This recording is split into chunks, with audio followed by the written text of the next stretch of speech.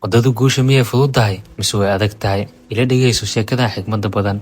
Maalin maalmaha ka mid ah, wiil yar ayaa booqday awowgiis. Wiilkii wuxuu aad u jeclaay inuu waqti la qaato awowgiis maalin walba. Maalin maalmaha ka mid ah, wiilkii ayaa weydiiyey awowgiis su'aal muhiim ah. Wuxuu dhahay, "Awowe, markaa weynaado waxaan rabaa inaan noqdo nin guuleysto. Ma ii sheegi kartaa waddada dhabta ah ee guusha loo maro?" Awowgii ayaa dhoola cadeeyey, markaasuu yidhi, "Dabcan waa ku tusi doonaa." Wuxuu wiilkii geeyey meel lagu iibiyo dhirta, wuxuuna u soo iibiyey 2 geed oo yaryar. Markii ay guriga ku soo laabteen, awowgii wuxuu mid ka mid ah geedkii ku beeray dheri, wuxuuna dhigay guriga gudihiisa meel ammaan ah. Geedkii labaad wuxuu ku beeray dibadda guriga meel beer ah oo bannaan. Awowgii ayaa wiilkii weydiiyey, "Labadaas geed keebaa mustaqbalka si fiican u bixi doono?" Wiilkii ayaa yidhi, "Geedka guriga ku dhex jiro ayaa ka weynaan doono kan kale, sababtoo ah wuxuu ka nabadgalayaa khatar walba sida qorraxda iyo dabeelaha." Awowgii ayaa si degan u yidhi, "Aan aragno waxa dhaca mustaqbalka." 4 sano kadib, wiilkii ayaa mar kale booqday awowgiis isagoo weyn. Wuxuu yidhi, "Awowe,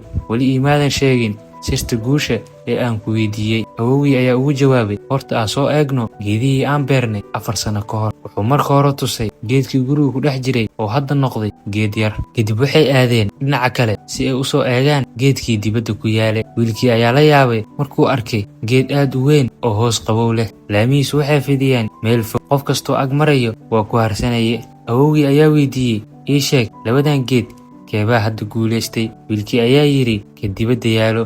"Laakiin awowe, sidee baa taasi ku dhacday?" "Geedkani wuxuu la kulmay khataro badan, haddana wuxuu noqday mid aad u weyn." Awowgii ayaa yidhi, geedkan dibadda yaalo wuxuu wajahay caqabado badan, laakiin caqabadahaas ayaa ka caawiyey inuu si xoog leh u baxo. Dhibaatooyinka uu arkay waxay ka dhigeen in xididihiisu aad u xoogaystaan. Maanta xitaa duufaan weyn waxba kama qaadi karto." Awowgii ayaa eegay wiilkii, markaasuu yidhi, "Si fiican ii dhegeyso. Haddii aad nolosha mar walba u doorto jidka raaxada, marna uma bixi doontid sidii la rabay. Laakiin haddii aad wajahdo caqabadaha dunida, ma jiri doonto gool kaa fogaanayo. Marna dhibaatooyinka u arkin caqabado, u arag inay yihiin salaan aad guusha u gaarayso." Haddii ay sheekadan garaadkaada wax ku kordhisay, fadlan subscribe saar channelka Garaasiye si aad maalin walba u hesho xigmado noloshaada dhisayo. Like garee fiidiyowga si uu u gaaro dad badan oo dhiirigelin u baahan.